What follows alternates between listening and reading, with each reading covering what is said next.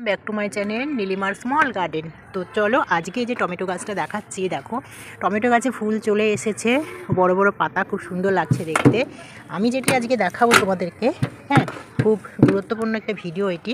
তো দেখো আমার টমেটো গাছের পাতাগুলো কিন্তু খুব সুন্দর, কোনো পোকামাকড় এখনও হয়নি। হ্যাঁ, তো হয়নি এই কারণে টমেটোর গাছের গোড়ায় মাটি পরিষ্কার রাখতে হবে, শুকনো পাতা ফেলে দিতে হবে।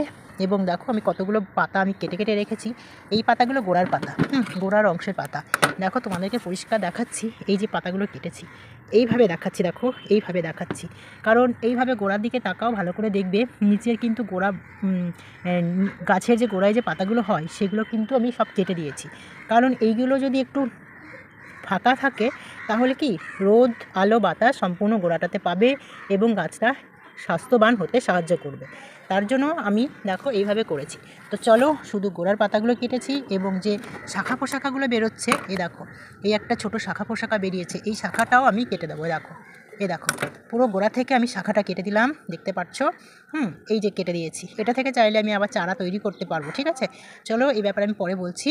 তো দেখো এই যে গোড়ার ডালগুলো, গোড়ার যে শাখাগুলো বেরোয় সেইগুলো আমি কেটে দিলাম, কারণ নিচে আর মানে নিচের থেকে শাখা যদি না কাটি তাহলে কিন্তু একদম এখান থেকে ঝাড় হতে থাকবে।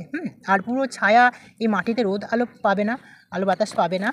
তো গাছটা স্বাস্থ্যবান হতে অসুবিধা হবে, হেলদি হতে অসুবিধা হবে। তার জন্য হেলদি এবং গাছ বেশ সুন্দর মোটা মজবুত হওয়ার জন্য আমি এই দেখো নিচের অংশগুলো আমি কেটে দিয়েছি। দেখে বুঝতেই পারছো শাখা পোশাখা বেশি একটা বেরোয়নি। আর দেখো যেখানে এই যে একটা বেরোচ্ছে ছোট্ট দেখে, এ দেখো দেখো বুঝতে পারছো, এ দেখো ছোট্ট একটা শাখা বেরিয়েছে, এটাও আমি এইভাবে কেটে দিলাম। নিচের এইটুকু কিন্তু একটু ফাঁকা রাখছি, নিচের এগুলোতে আমি কোনো ডালপালা চাই না, তার জন্য আমি এই দুটো পুরো একদম ফাঁকা রেখে কেটে দিলাম। দেখো কতগুলো পাতা আমি কেটেছি, দেখো। হ্যাঁ, আর দেখো গাছের হেলথ দেখো কত সুন্দর, হেলথ কত সুন্দর, একদম পাতা একদম চওড়া পাতাগুলো, আর সুন্দর দেখো ফুল চলে আসছে, দেখো দেখতে পাচ্ছ। তো এইভাবে টমেটো গাছগুলো যত্ন করো, দেখবে তোমাদেরও কিন্তু এই আমার দুটো টমেটো গাছ বসিয়েছি, দেখো দুটোই কিন্তু পুরো হেলথ হয়েছে।